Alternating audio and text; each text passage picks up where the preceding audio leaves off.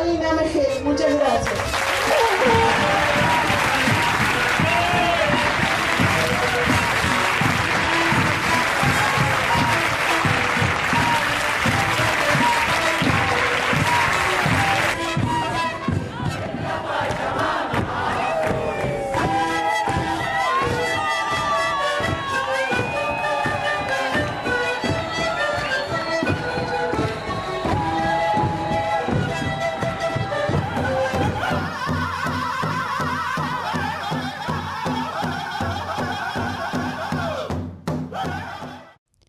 Kumeleita mía kuimiun. Bienvenidos, te estoy diciendo en la lengua de los mapuche, el mapuzugún. Y en Jujuy no hay libertad de prensa. Fue censurado Néstor Omar Ruiz en el programa de radio en el cual participaba haciendo una columna. Así que te pedimos, humildemente desde Entrelazando en Avia Yala, solidarizarnos con él y viralizar el programa número 10 de Entrelazando en Avia Yala, en el cual le hicimos una entrevista a Néstor Omar Ruiz, que denuncia los negociados de la explotación del litio en la Puna, Argentina, y además propone alternativas para extraer litio sin necesidad de contaminar y acabar con el agua de la zona. Así que míralo el programa, compartilo y hace que en Jujuy y en todas las provincias de nuestro país se escuche la voz que están intentando censurar desde el gobierno de Jujuy. Y ahora queremos agradecer a todos los televidentes por las vistas de nuestros dos últimos programas. El programa de Néstor Omar Ruiz alcanzó más de 500 vistas. El programa de Arturo Avellaneda, en el cual le hicimos una entrevista, llegó a más de 770 vistas. Así que le agradecemos a Néstor Omar Ruiz y a Arturo Avellaneda la incidencia en la visualización de nuestros programas, porque han sido el centro de los mismos. Y por otra parte, queremos pedir disculpas por un problema que no fue nuestro en cuanto al audio de la nota de los mapuches del último programa, que parece que hay un problema en el formato de Facebook. Pero ¿qué hicimos para evitar esta dificultad y que vos escuches bien el audio? Subimos el programa en el cual entrevistamos a Arturo Avellaneda a YouTube. Así que podés entrar al canal de Entrelazando en Avia Yala y escuchar esa nota sin ningún tipo de problemas. Y además queremos agradecer a Arturo Avellaneda toda la acción de difusión que nos ha ayudado a llevar a cabo y a alcanzar estos niveles de vista del último programa. El día de hoy la temática exclusiva que vamos a tratar es el fracking. Y lo primero que vamos a tratar de explicarte es a través de un video elaborado en Colombia, ¿qué es el fracking o la fractura hidráulica, es decir, la explotación de gas y petróleo no convencional? Adivinen cuál es el país que produce más petróleo en el mundo. ¿Arabia Saudita? ¿Irak? ¿Irán? Ninguno de los anteriores. Con 13 millones de barriles al día, el mayor productor es Estados Unidos. La coronación es reciente y es una de las razones por las que se ha caído el precio del petróleo. Estados Unidos está comprando menos porque está produciendo mucho más. Y todo esto tiene un responsable, el fracking. ¿Qué es el fracking? Es una técnica para extraer petróleo y gas de lugares que antes no se dejaban. Rápido repaso geológico. Todo el petróleo está almacenado en formaciones de rocas. Algunas de estas formaciones tienen poros o grietas que dejan fluir el petróleo, otras no. Las que no eran un problema para la industria petrolera, pero ahora que existe el fracking ya se puede sacar petróleo de ahí. Es más fácil entender todo esto si hablamos de un concepto clave, la presión. El petróleo es un fluido subterráneo que tiene que soportar millones de toneladas de tierra. Cuando nosotros taladramos hasta esa profundidad, es como si estuviéramos destapando una gaseosa agitada. Así también el petróleo quiere salir por la tubería hasta la superficie porque la presión lo empuja. Pero todo esto depende de que exista un camino a la tubería. O sea, que las formaciones de rocas que almacenan petróleo tengan poros o grietas y que estén conectados. Si no hay conexión con la tubería es inútil porque la mayoría del petróleo se queda atrapada. Pues bien, resulta que ahora podemos fracturar las rocas para crear nuestras propias grietas. Eso es el fracking, que formalmente se llama fracturamiento hidráulico. Lo de fracturamiento ya se entiende, y lo de hidráulico es porque se utiliza agua a presión para romper las rocas, agua y arena. Pero la historia no termina ahí. Para llegar a donde está el petróleo hay que perforar más o menos 2 kilómetros para abajo y otros 3 kilómetros de lado. Eso quiere decir que la tubería es demasiado larga y hay un montón de fricción, o sea que el agua que se inyecta pierde potencia a medida que avanza. La solución técnica de este problema es mezclar el agua y la arena con químicos que lubrican la tubería y así se combate la fricción que le quita poder al chorro. Pero ese cóctel es una para el medio ambiente y por eso el fracking es tan polémico.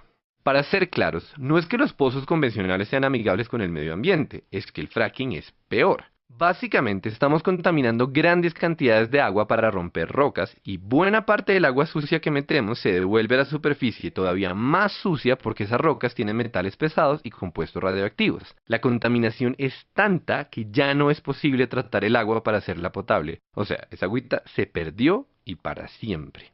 Entonces, ¿qué se hace con el agua sucia? Lo usual es que la entierren muy profundo, el equivalente industrial a meter mugre debajo de la alfombra, pero hay un problema, o más bien varios. Resulta que en el subsuelo existen reservas de agua potable y si el agua sucia del fracking llega a mezclarse con ellas, tenemos un desastre ecológico tremendo. Por supuesto, la industria petrolera y los que ponen las normas toman un montón de precauciones para que no ocurra esto. Por ejemplo, los pozos tienen un revestimiento de cemento y tuberías adicionales con el objetivo de evitar que el agua contaminada se filtre hacia otros lados. Problema número 1. Las grietas causadas por esta técnica recorren el subsuelo de forma impredecible. Eso quiere decir que corremos el riesgo de conectar los yacimientos de petróleo y el agua contaminada con otras fuentes de agua. Problema número 2. El casing, o sea, la capa de protección para la tubería, solo llega hasta cierta profundidad, es decir, que el agua contaminada se puede filtrar por debajo. Y, problema número 3, el casing es una solución temporal. No se sabe qué pasa después de muchos años de desgaste en la estructura, y ya existen varios ejemplos de pozos en los que se comienza a filtrar el agua sucia. Y entre paréntesis, también se ha hablado de la asociación del fracking con el incremento de temblores, pero se argumenta que en los pocos casos en los que ocurre las magnitudes son despreciables. Como te habrás dado cuenta, el fracking es una extracción de gas y petróleo todavía más contaminante que la convencional. Y estuvimos a mediados del mes de junio en unas jornadas que organizó el Observatorio Petrolero Sur, una aquí en la Ciudad Autónoma de Buenos Aires, que fue a la que pudimos acercarnos nosotros, y otras 2 jornadas más realizadas en Neuquén en la Universidad del Comahue. Te contamos un poco qué es el Observatorio Petrolero Sur. Es una organización de profesionales de multidisciplinas que está dedicada exclusivamente a la investigación de todo lo que tiene que ver con la energía, a denunciar lo que contamina, a proteger al territorio y a proponer nuevas energías que cuiden al medio ambiente, entre otras tareas más. Queremos aclararte también que esta organización está financiada por personas, organismos, fundaciones, diferentes tipos de agrupaciones dedicadas a la ecología, pero que no está atada a ningún sector o partido político. Es absolutamente libre su pensamiento. Tenemos que aclararte que el Observatorio Petrolero Sur pertenece a otra organización que es el CEPAS, el Centro de Políticas Públicas para el Socialismo, que también no está financiado por ningún partido político o empresa. Así que una vez aclarado estos conceptos, nosotros nos acercamos específicamente a esta jornada para hacerle una entrevista a Leftraru Nahuel mapuche y no pudimos hacerla porque Gendarmería avanzó sobre el territorio de los pueblos originarios para continuar con el proyecto de Vaca Muerta. Las jornadas fueron denominadas el megaproyecto de Vaca Muerta, el fracking y sus consecuencias. Y en la primera jornada tuvimos la oportunidad de escuchar qué pasa con el fracking en México, en Colombia y en Estados Unidos.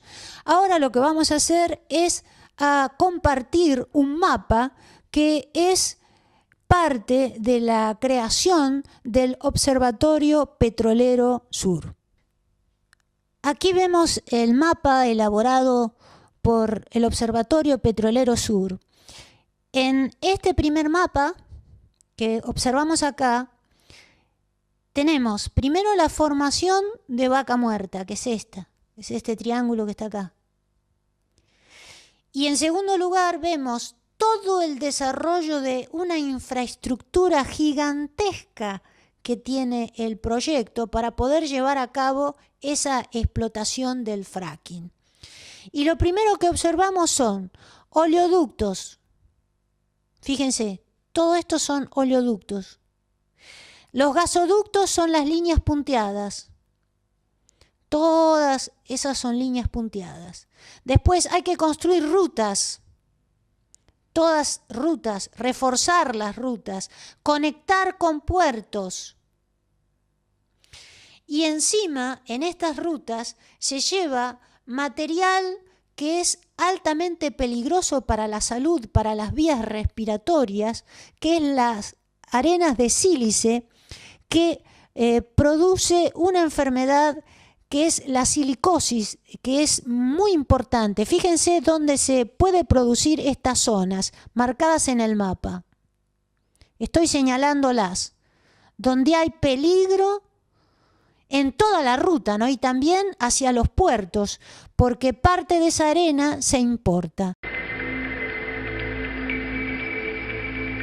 Cada pozo de fracking utiliza aproximadamente 1.500 toneladas de arenas que provienen de China, Brasil, Estados Unidos y de canteras en Entre Ríos y Chubut.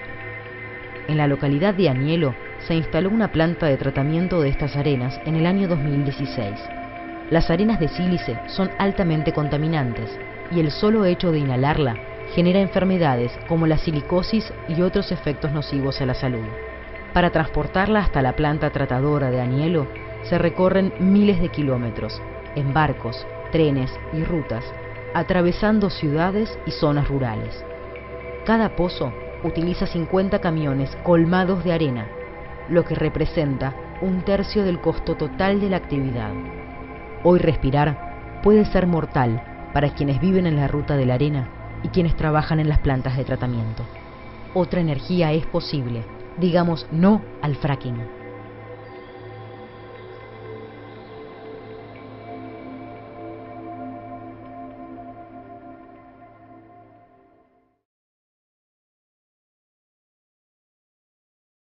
Ahora, fíjense ustedes, vamos a ir a un acercamiento al emprendimiento de Vaca Muerta. Nos trasladamos a este acercamiento que está manejado acá y acá vemos las zonas que están en violeta son las zonas a explotar por los pozos o en exploración y nada más ni nada menos que involucran a las cuencas de los ríos de la zona más importantes y sobre todo a la cuenca del Río Negro, del valle fértil del Río Negro.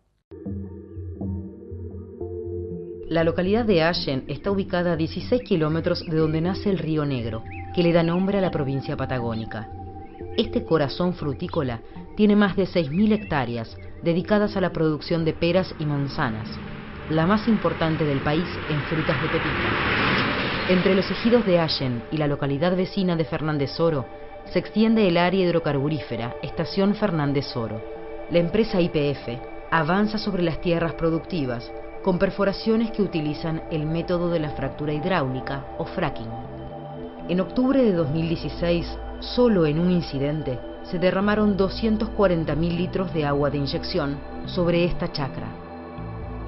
Los árboles frutales se fueron secando a medida que avanzó la contaminación. Animales muertos y tierras destruidas fueron otras de las consecuencias rápidamente visibles. La Secretaría de Ambiente de la provincia no dio a conocer ningún informe de lo ocurrido. La actividad de la estación Fernández Oro genera pérdidas de tierras productivas y pone en peligro a la población que la rodea. Explosiones, derrames, contaminación sonora, vibraciones, emisiones de gases son parte de esta nueva realidad que está degradando al fértil valle y su matriz económica centenaria. Otra energía es posible, digamos no al fracking.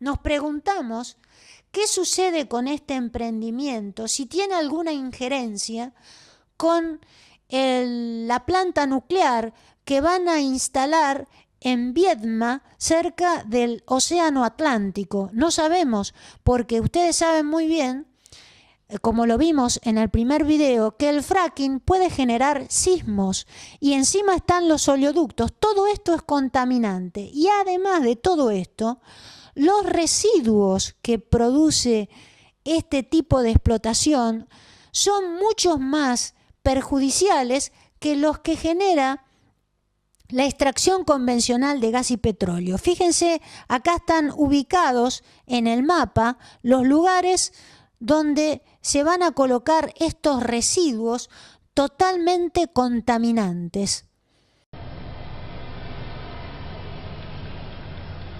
Comarsa es el basurero petrolero más grande del Cono Sur.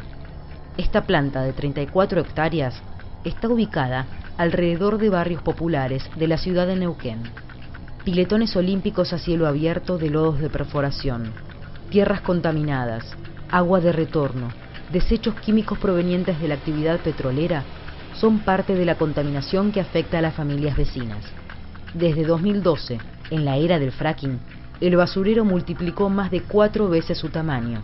Los gases de sus hornos llegan a la ciudad y quedan en el aire. La lucha de la población logró que el gobierno decrete el traslado de Comarsa a más de 8 kilómetros de centros urbanos y 5 kilómetros de zonas productivas. Ahora vecinos y vecinas esperan que se complete el traslado, el cierre definitivo y la remediación de los daños producidos. Otra energía es posible, digamos no al fracking.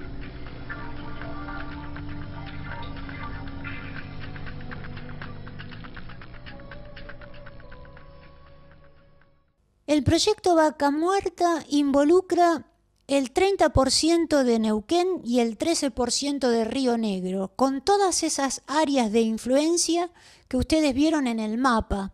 O sea que se expande hacia todos los puntos cardinales.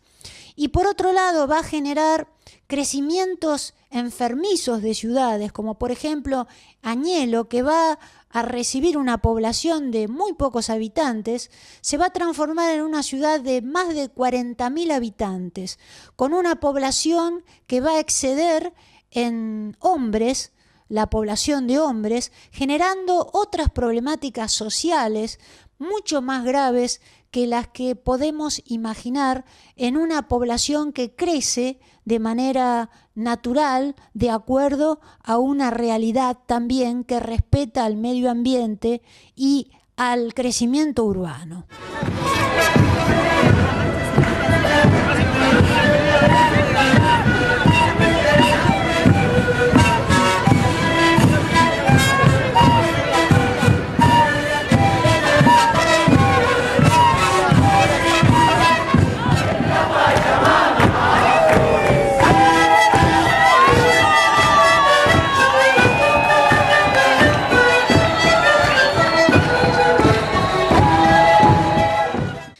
Ahora vamos a compartir otro material del Observatorio Petrolero Sur, que es el territorio crudo, fue el Mapu, en donde vamos a escuchar a los líderes mapuches, Albino Campo y Leftraru Nahuel, que nos hablan del emprendimiento Vaca Muerta.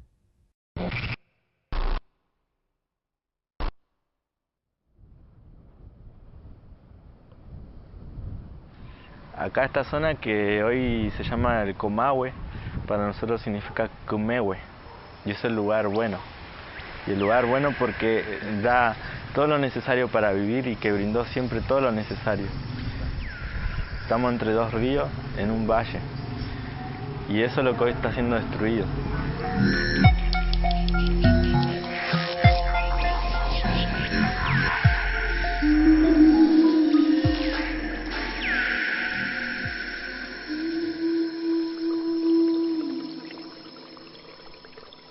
Me llamo Susana, soy del Loft Campo Maripe y tengo mi puesto acá en la meseta.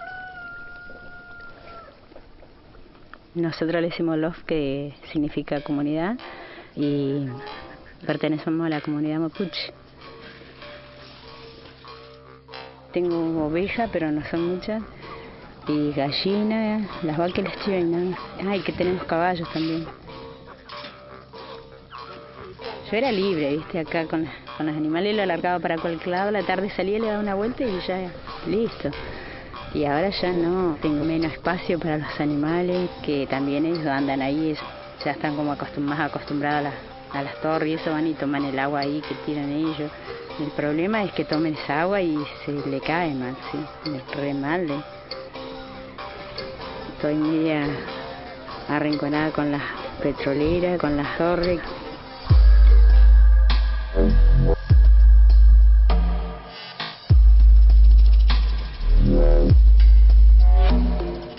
El Loft Campo Maripe hoy desgraciadamente tiene el triste privilegio de ser, después de Estados Unidos, es la zona del mundo más afectada por el fracking. Está la empresa Chevron y YPF Sociedad Anónima. Después hay empresas de servicio como Halliburton, Weatherford, Schlumberger. La mayoría del mercado petrolero lo controlan las multinacionales.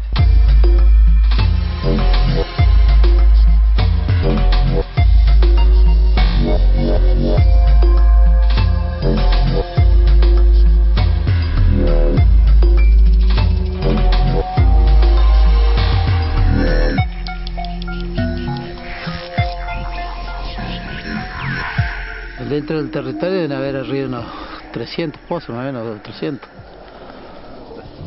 Siempre hay alguna torre que se le escapa algún...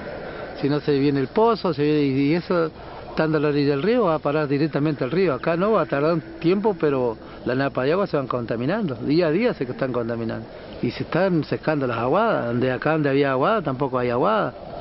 El río, fíjate, cada vez no crece. Ante el río Neuquén, donde estoy sentado yo acá, llega al río Neuquén. Y ahora el río lo ve un canal que de riego. Sacan millones de litros de agua para el fracking, tienen bombeo, tienen, fíjate los camiones, que cuántos litros de agua hacen cada camión. Y dicen que el agua esa se recupera, ¿no? Eso es mentira, nunca la van a recuperar el agua. La mandan a un sumidero, y el sumidero ¿dónde va? A las napas de agua. Y lo mismo que la dejen metida en el pozo, la misma cosa. Acá hay contaminación, ¿sabes?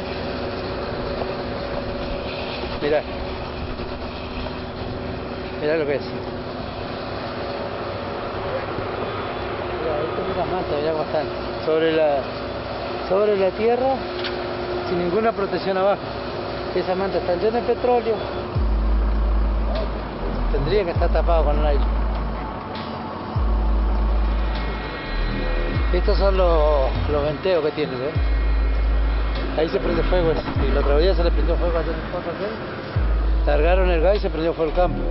Y estos, mirá, con la misma presión del gas se parte y al partirse se le viene el pozo.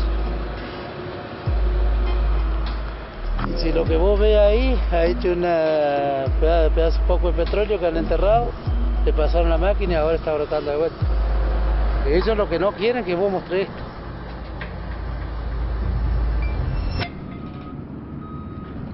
Cuando vos hablas de que vienen a hacer contaminación, lo primero que dicen, no, lo que pasa es que estos quieren plata. Si esto es plata, lo que lo vienen a dejar, eso va todo al agua. No tan solo vive la comunidad de los mapuches, sino también los ciudadanos de Neuquén, Chipoleti. Y ya el agua está contaminada, todos dicen que no está contaminada, ya está contaminada el agua. El día de mañana ellos se van, acá ya terminados se van. Y cuando se vayan todos, los que nosotros quedamos somos nosotros, los que siempre estuvimos. Nosotros vemos con mucha esperanza que la sociedad neuquina toda realmente se involucre en su futuro y que opine y que decida sobre lo que hoy está pasando. Pero creemos que realmente nos tenemos que concientizar todos, inclusive los mapuches, sobre lo que está en juego en estos conflictos que hoy están pasando, ¿no? Que ellos nos traen los conflictos a nosotros, pero que nosotros también tenemos que ser capaces de responder con una verdadera alternativa al petróleo y de lo que hoy se está destruyendo. Nosotros no tenemos que cuidar la naturaleza, solamente no tenemos que destruirla. La naturaleza nos cuida a nosotros.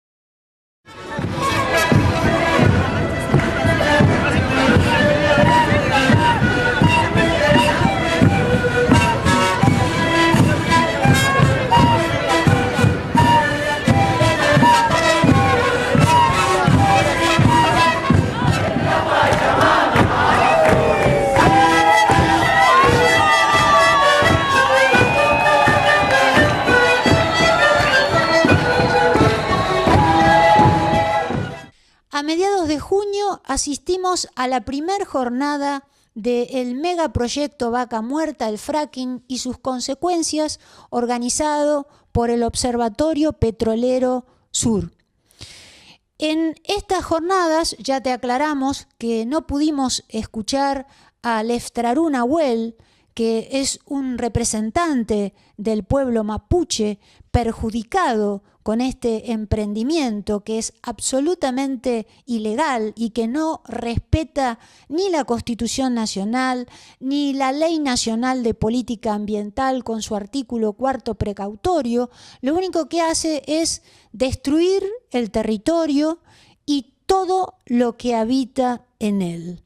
Por lo tanto, este emprendimiento es 100% ilegal. Nos preguntamos las razones o los negociados que esconden la generación de estos proyectos que se inician en el gobierno anterior de Cristina Kirchner.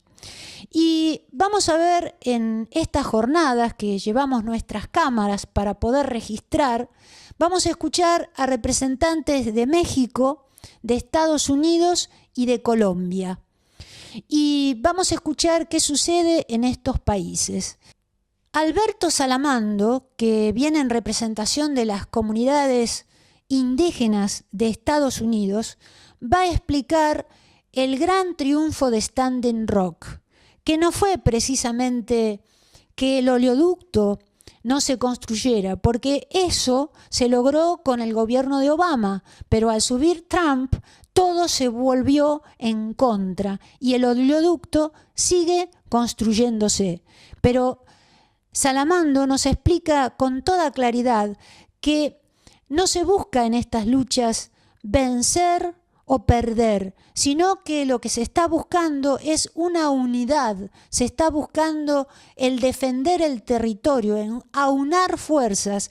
Y este emprendimiento o este gran acampe de Standing Rock contó con el apoyo de más de 100 pueblos indígenas de Estados Unidos y también recibió el apoyo del planeta. Algo similar a lo que sucedió aquí en Malvinas Argentinas, en Córdoba, cuando el pueblo venció a Monsanto porque tenía la intención de instalar una planta en este lugar y venció el pueblo de Malvinas a la empresa, a la intendencia, al gobierno provincial y al gobierno nacional en el 2016, después de años de acampe. Y esta también es otra noticia planetaria que no se difunde por los medios masivos argentinos. Y ahora vamos a escuchar y ver por las cámaras de Entrelazando en Abya Yala estas jornadas donde vos vas a escuchar qué pasa con el fracking en nuestro continente Abya Yala. Escuchamos. Lo más importante fue de veras lo que se llamaba Facebook Hill, o Loma de Facebook, donde pudimos instalar equipo para que la gente, los participantes, pudieran comunicar con sus redes y con sus compañeros y con el mundo lo que sucedía cada día en la lucha en la defensa del agua, que es de veras lo que era, una defensa del agua sagrada. Lo importante del movimiento fue que hubo un movimiento indígena americano en los 70 que fue destruido por J. Edgar Hoover y el FBI violentamente, con las tácticas que siempre se usan de divisiones internas, de plantas, no sé cómo se dice, que llegaban su gente y comenzaban a acusar uno a otro a ser vendido, y fue un desastre de veras para nosotros. Y esta vez en Standing Rock pudimos evitar todos esos problemas, y fue la primera vez de veras en más de 100 años que hubo una unidad, una solidaridad efectiva entre todos los pueblos indígenas de los Estados Unidos, entre todos, hasta los gobiernos indígenas que se prestan al desarrollo. Llegaron a declarar su solidaridad en la defensa del agua sagrada. Pero lo más importante para mí, el campamento que fue bastante grande, era sumamente indígena y espiritual. No había política, no había pensamiento político, no había posición política, era de veras era un encuentro espiritual. Cada día, cada amanecer había una ceremonia al lado del río, una ceremonia por el agua. Comenzó el campamento en abril del año pasado, y para septiembre estaban llegando no indígenas, jóvenes primariamente, que también se incorporaron a esa vida que se había desarrollado en el campamento. Y eso para nosotros fue muy importante, porque es otro modo de pensar. Llegaban periodistas y nos preguntaban, pues ¿qué van a hacer si lo sacan de aquí y completan el oleoducto? Pero no es cuestión de ganar y perder. Esas luchas en defensa del agua se llevan porque se tienen que llevar.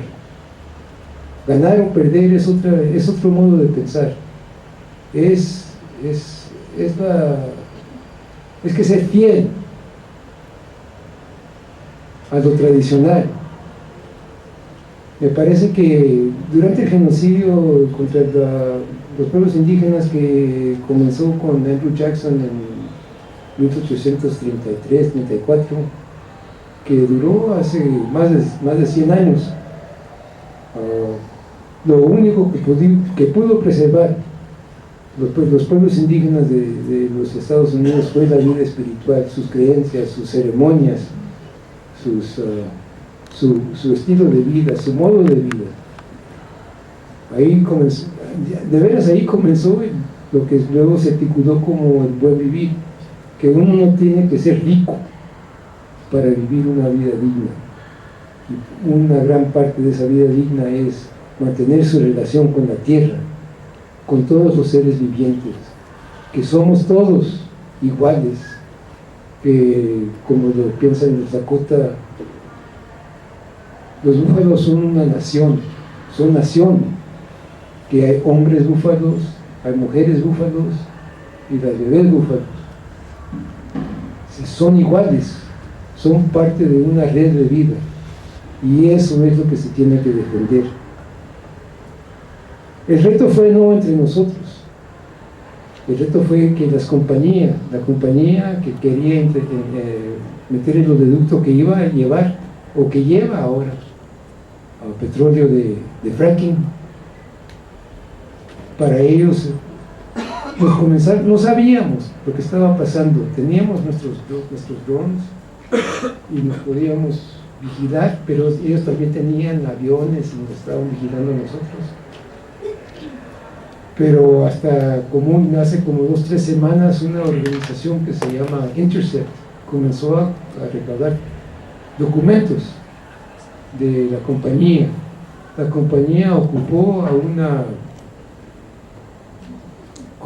son compañías de seguridad que han trabajado en Irak, en Siria, a favor de los Estados Unidos. Contratistas, son contratos con el gobierno federal que ahora están ocupando las compañías, que nos comenzaron a fichar como amenaza a la seguridad interna, como violentos, como yihadistas. Hasta un documento dice que estábamos promoviendo yihad.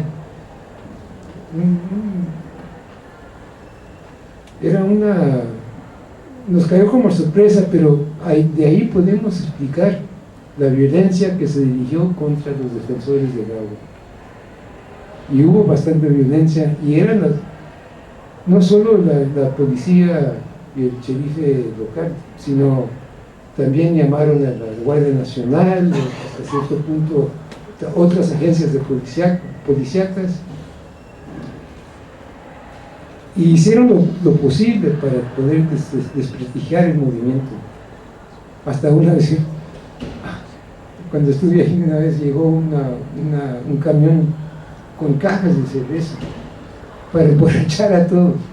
No se permitían drogas, no se permitía alcohol, no se permitía armas, pero siempre estaban algunos impulsando violencia. Una vez pasó un carro con un joven gritando: vamos a tener una acción aquí en el lugar, síganos, y salieron 100 carros y todos fueron arrestados. Ese tipo de trampa que nos estaban haciendo, no pudieron superar el movimiento, pudieron hasta cierto punto pues interferir. Pero lo que surgió de ahí es un movimiento ahora que sigue activo. No solo mantenemos un campamento más pequeño en Standing Rock, se están formando campamentos en otras partes donde están peleando, luchando contra oleoductos, contra la infraestructura, igual como fracking. En Oklahoma es un problema muy grande. El desarrollo de fracking no nomás ha causado bastantes enfermedades y serias, sino también terremotos. Esas enfermedades ya se conocen desde la Cota Norte, que es el petróleo de Exxon Pipeline, de DAPL Pipeline, o de los oleoductos DAPL. También hay otros oleoductos que hemos luchado contra para las arenas de Alquitrán, que quieren ahora pasar por los Estados Unidos y llegar a las refinerías de Luisiana y de ahí exportar. Entonces la lucha es de veras una lucha más grande, más global contra el petróleo. Y pues es el mensaje que traigo, que los pueblos indígenas que están luchando contra fracking aquí son parte de un movimiento global, igual con sociedad civil. Primero quisiera agradecer a UPSUR, EJES, que han organizado este evento y que nos están invitando. Realmente les agradecemos por abrir estos espacios más allá de nuestros propios países para realmente afrontar esta problemática que está ganando terreno, que pareciera que gana terreno cada vez en mayores territorios de Latinoamérica, y que justo es importante que nos reunamos a hablar sobre este tema y que compartamos cómo lo estamos enfrentando desde diferentes geografías. En esta ocasión más bien les quiero compartir la experiencia del fracking en México. Pasó de ser una amenaza cuando nos empezamos a organizar en la Alianza Mexicana contra el Fracking. Lo veíamos como algo que se venía, ¿no? Como esto que el gobierno estaba perfilando como la alternativa sustentable y ecológica a través del gas natural, y que la forma de extraer ese gas natural justo era a través del fracking. lo veíamos como una amenaza, pero que después, conforme fuimos investigando y fuimos acercándonos a los territorios, nos dimos cuenta de que era una realidad, que era ya una pesadilla, ¿no?, para nosotros. Tan es así que durante varias décadas, prácticamente durante 60, 70 años, en México vivió a partir de la extracción de hidrocarburos, ¿no?, del petróleo, ¿no? Las finanzas públicas dependían totalmente de la venta de crudo y también de la refinación. Esto fue aminorándose realmente, ¿no? Todavía en el 2015 el 20% de los recursos públicos eran aportados por Pemex. Cuando estamos hablando que es el momento peor, el de declive, todavía estaba aportando Pemex el 20% de la finanza pública para México, ¿no? Entonces imagínense, en su época de mayor auge, pues era todo en México dependía de lo que se estaba, del petróleo, pues básicamente, ¿no? Hoy en día, que tenemos una situación totalmente distinta, Pemex se ha convertido, dejó de ser una paraestatal para convertirse en una empresa productiva del Estado, cambiando totalmente su perfil, ¿no? Enfrenta actualmente una baja producción del 6.6% anual, ¿no? Y pues bueno, las refinerías están totalmente desmanteladas y esto ha implicado la importación cada vez en mayor aumento, sobre todo de gasolina, ¿no? Ha habido despidos masivos del personal y además un recorte presupuestario, ¿no? Entonces está desmantelándose prácticamente Pemex, ¿no? Estamos en una situación de desmantelamiento, ¿no? Esta situación de desmantelamiento justo se da a partir de la reforma energética, pero que la reforma energética es en 2013, está hasta abajo, pero antes de la reforma energética hubo momentos importantes, ¿no? Nosotros, bueno, yo que estoy en la zona norte de Veracruz, sí identificamos claramente que esta región tal cual fue laboratorio para experimentar la introducción de las compañías privadas, de contratos de Pemex con compañías privadas, y esto fue en 2002. Y en el 2006 lo que encontramos son los primeros pozos de fracking, perdón, en 2006 de exploración, y después ya otros de producción, ¿no? Pero esto se da en la total opacidad, sin información, sin el consentimiento de las comunidades donde se estaba realizando esto, ¿no? En realidad, cuando nosotros nos damos cuenta de que ya estaban esos pozos, fue en el 2014, 2015, ya que estaba la reforma energética, ya que estaba el plan quinquenal, ya que había polígonos muy claros donde se determinaba dónde se iba a hacer extracción de hidrocarburos no convencionales. Entonces, bueno, nos alarmó muchísimo encontrar esta realidad que había sido totalmente ocultada por el gobierno mexicano, ¿no? Y que aún cuando ya lo sabíamos, el mismo gobierno se negó a proporcionar esa información, y actualmente se sigue negando a proporcionar, a ser claro en cómo se está dando la extracción de los hidrocarburos no convencionales en México.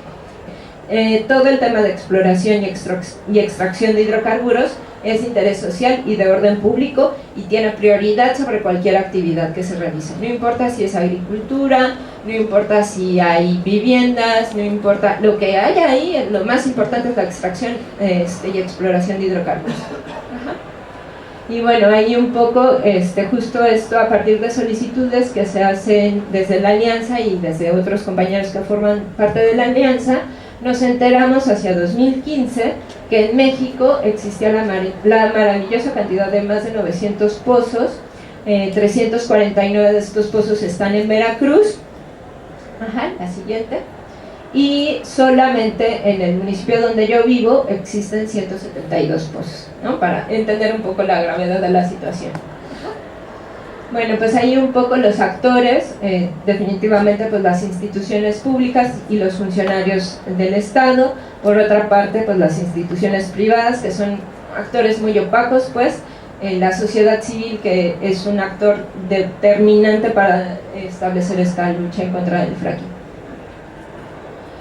Y bueno, ahí está un mapa sobre las regiones potenciales con fracking en México. Hay lugares con aceite, otros con gas húmedo y condensado y otros de gas seco, ¿no? Todos estos que están marcados es donde potencialmente se puede realizar fractura hidráulica. Estos que están marcados con estrellitas son los lugares donde tenemos donde hay presencia de la Alianza Mexicana contra el Fracking, que es casi en todos los que tienen afectación. Bueno, este es un mapa del plan quinquenal. Todos estos polígonos son, bueno, hay en aguas profundas, por ejemplo, ¿no? En el Golfo. El siguiente. Y bueno, ya un poco platicando sobre los mecanismos que estamos haciendo frente a esto, ¿no? Por una parte, pues bueno, de entrada, esto que les comentaba, se hizo todo un trabajo de investigación, todo un trabajo de formarnos como miembros de la alianza, ¿no? De hecho, la alianza surge en un lugar donde no va a ser afectado de forma inmediata o no sufre el impacto inmediato pues de esto, pues, y nos formamos primero, después generamos una serie de publicaciones, de cartografía, y luego nos dimos a la tarea de compartir toda esta información que estábamos generando, de difundirla tanto a través de los medios de comunicación como páginas de internet, la prensa, etcétera. Generar material de difusión. Y una de las acciones más importantes que desde mi punto de vista ha sido determinante para la Alianza Mexicana contra el Fracking es la vinculación con el territorio y con las comunidades, tanto que ya están siendo afectadas, como es el caso de Veracruz, como con los lugares donde son potencialmente susceptibles de sufrir fracking, ¿no? Y además esta vinculación y ir tejiendo nos ha permitido justo que los lugares donde potencialmente pueda haber fracking empiecen a activarse y empiecen a organizarse y hacer acciones de resistencia y de construcción de alternativas y mecanismos de autodefensa, ¿no? Y bueno, otra de las acciones pues ha sido el cabildeo. Se hizo una campaña por una ley de prohibición de la técnica y creo que por ahí un poco terminamos. Y bueno, pues ahí están algunos de los materiales. También hemos usado un poco la gráfica como una forma de también llegar a sectores más rurales, pues. Y bueno, ahí están nuestros contactos. Perdón que al final me aceleré mucho, pero estará el espacio para preguntas. En Colombia el fracking es un tema nuevo. Nos colocan siempre como referente a Argentina. Nos dicen, miren hacia el sur, cómo los trabajadores y las comunidades están pidiendo el fracking. Y obviamente cuando uno llega aquí encuentra otro panorama y otra realidad. Porque en Colombia nace la explotación petrolera a través de multinacionales. Y en 1948 este sindicato logró que se creara la empresa colombiana de petróleos. Entonces eso marca un hito en la historia en la que los obreros petroleros han jugado un papel importante por la nacionalización del petróleo y obviamente por una explotación soberana del recurso petrolero. Hoy, hablando ya del tema específico del fracking, nos dicen, oiga, el petróleo convencional se acabó en Colombia, tenemos reservas para 6 años, 6.5 años, no nos alcanza más el petróleo, pero tenemos una oportunidad gigantesca con los yacimientos no convencionales, el fracking. Miren lo que sucede en Estados Unidos, que hoy por hoy es el mayor productor petrolero del mundo, y entonces nos muestran ese referente y nos dicen, miren hacia el sur cómo los obreros petroleros están planteándose el tema. Nosotros hemos dicho, oiga, de esto tan bueno no dan tanto, decimos nosotros, y hemos dicho, oiga, ¿cuáles son esos impactos que tiene? En Colombia no se ha hecho el primer pozo de fracking, están hasta ahora haciendo los estudios y van a hacer las primeras perforaciones con ConocoPhillips. Ahora mi compañero va a hacer una presentación, pero hay la intención de abrir ya el tema del fracking. Ha habido bastante resistencia y nosotros como organización hemos venido apoyando a esas comunidades que se quieren organizar y facilitarles información técnica sobre esos temas. Obviamente nos falta muchísimo y tenemos que elaborar mucho más nuestros planteamientos técnicos para rebatir lo que vienen diciendo hoy las empresas de los beneficios que tiene el fracking para el país en lo económico, en lo social, y obviamente nosotros le hemos planteado el tema desde el punto de vista medioambiental y de la participación económica del Estado colombiano y de la región, manifestando claramente que nosotros, en el principio de prevención que existe a nivel universal, consideramos que esa técnica que en otros países viene afectando la vida de los ciudadanos debe ser frenada en su implementación en Colombia. Hay una gran necesidad de constituir un sujeto político colectivo, porque Alberto nos decía que en Estados Unidos pudieron hacer un campamento y un desarrollo que no tuvo nada que ver con la política, pero creo que nada es más político que la discusión misma de la economía y de los asuntos de la energía. Profundamente la necesidad de constituir un sujeto político colectivo, y a eso estamos llamados los pueblos de nuestra América Latina. Segundo, sobre la base de la identificación y la construcción de ese sujeto político colectivo, el establecimiento de una agenda común, que nos permita entonces con ese sujeto político colectivo y una agenda común definir las coaliciones necesarias para poder ganar la correlación de fuerzas desde el campo popular y poder enfrentar al establecimiento y a las multinacionales que se han conformado en una gran corporación de carácter transnacional que opera de manera cartelizada y que saca a las empresas del esquema de la producción para convertirlas llevarlas al plano de la financiarización y de la especulación. Colombia hoy atraviesa un momento muy especial en términos de la construcción de la paz, y por eso aquí nos permitimos mostrar esta cartilla, que es la conclusión de la segunda Asamblea Nacional por la Paz, un ejercicio jalonado por la Unión Sindical Obrera, que en 1996 le propuso al país una primera Asamblea Nacional por la Paz, para discutir en ese momento cómo se sacaba el petróleo del conflicto, cómo se sacaba el petróleo de la guerra y cómo se convertía este bien natural en un elemento vital para la construcción de la paz. Demostró que la gran preocupación estaba en materia del conflicto socioambiental, y fundamentalmente las comunidades estaban altísimamente preocupadas por el agua, de tal suerte que esta Asamblea por la Paz mandató la necesidad de la construcción de una mesa social minero, energética y ambiental que se ocupara de darle una respuesta a los territorios frente a este diagnóstico tan preocupante. Casi todas las regiones del país, es decir, los territorios están reclamando es por una paz con justicia social, con justicia ambiental, con posibilidades del buen vivir, con posibilidades de pervivencia y de permanencia en el territorio. Es decir, las comunidades y las gentes, los sectores campesinos, populares, obreros, están pensándose en una paz que les permita morir en el lugar donde nacieron. La gente está pensando en poder beber el agua donde un día se bañaron y no tener simplemente unas cloacas llenas de químicos o de contaminantes que les dejen los diferentes basureros del extractivismo. De tal manera que, dichos estos planteamientos, nosotros queremos señalar que como federación y con la organización sindical no solamente estamos acompañando los debates, sino que estamos convencidos de que esta dinámica que se ha planteado frente al fracking no se va a detener solamente con foros y con procesos de concienciación. Esto requiere movilización social, y es por esa razón que en todos los lugares donde ha ido brotando ese germen, que además es parte de nuestra característica histórica como movimiento sindical, ahí hemos estado presentes. El caso de San Martín Cesar no es la excepción, ahí hemos estado de cuerpo presente, acompañando, liderando. Vengo de una organización que se llama CODATEC, que traduce Corporación Defensora del Agua, Territorio y Ecosistemas, que es la organización que ha venido movilizando en el tema, todos los temas de fracking, particularmente en el municipio de San Martín Cesar.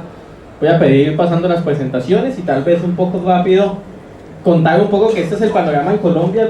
En Colombia estamos hablando que, más allá de lo que está pasando en el municipio del cual soy, hay 43 bloques destinados para no convencionales. Siguiente. En este vamos a ver un poco el mapa de Colombia. Este es el mapa de Colombia y todo lo que se ve, todos esos bloques son los bloques que en este momento están disponibles y ofertados para no convencionales. En 7 de ellos ya hay contratos firmados. Siguiente. Siguiente. Esto ha llevado incluso a que este mapita, se los voy a explicar acá un poco. Esto fue una denuncia que hicimos. Lo que ven aquí en gris es Bogotá. Este es el páramo de Sumapaz, que es el páramo más grande del mundo. Este es el páramo de Chingaza, que provee el 80% del agua de Bogotá, y todos los bloques que están en este color moradito más fuerte son bloques en este momento disponibles para no convencionales.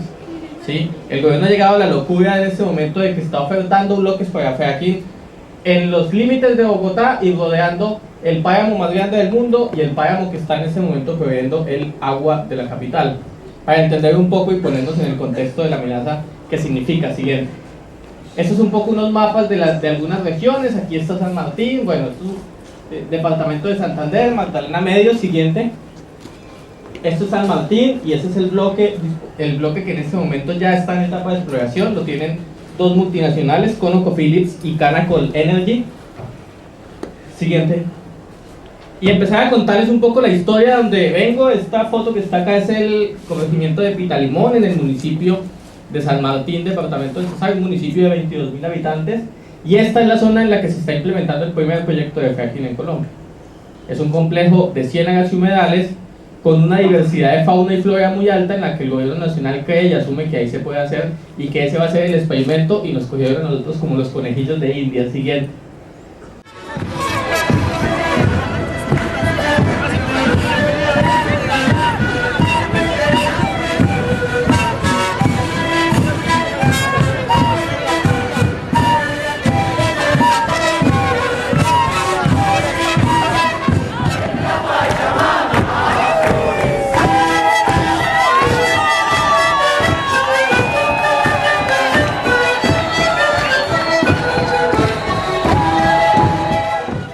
Queremos agradecer al Observatorio Petrolero Sur toda la información recibida en relación al proyecto Vaca Muerta y al fracking. Ya hemos difundido en nuestro programa otros spots también relacionados con el tema, producidos por la misma organización.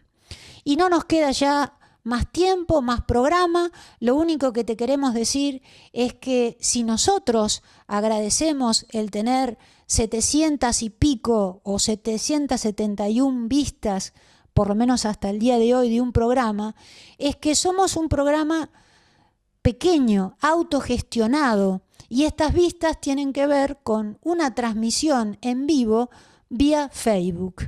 Así que te pedimos que nos ayudes a difundir esta temática, porque ya ves, nuestros entrevistados son censurados por el poder político actual, como es lo que le pasó a Néstor Omar Ruiz.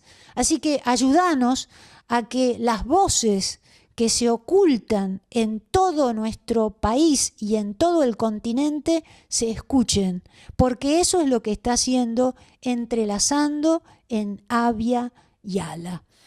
Y si querés escuchar nuestros programas anteriores, escucharlos y verlos, por supuesto, entra al canal de YouTube de Entrelazando en Abya Yala y ahí los podés ver. Si querés comunicarte con nosotros, entra a la página de Facebook Entrelazando en Abya Yala, sino al Facebook Entrelazando, sino a nuestra página que va a aparecer aquí abajo.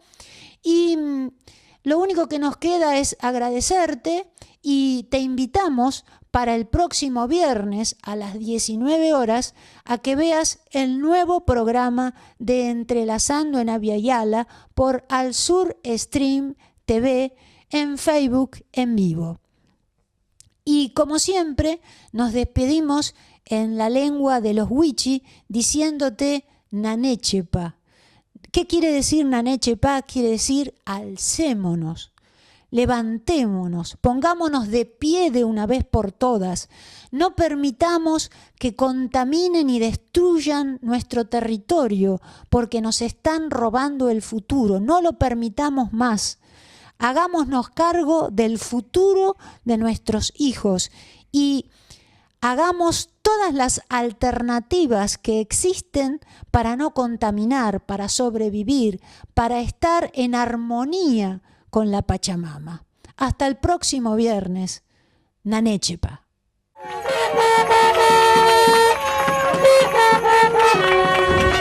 Levantémonos, alcémonos, Nanechepa.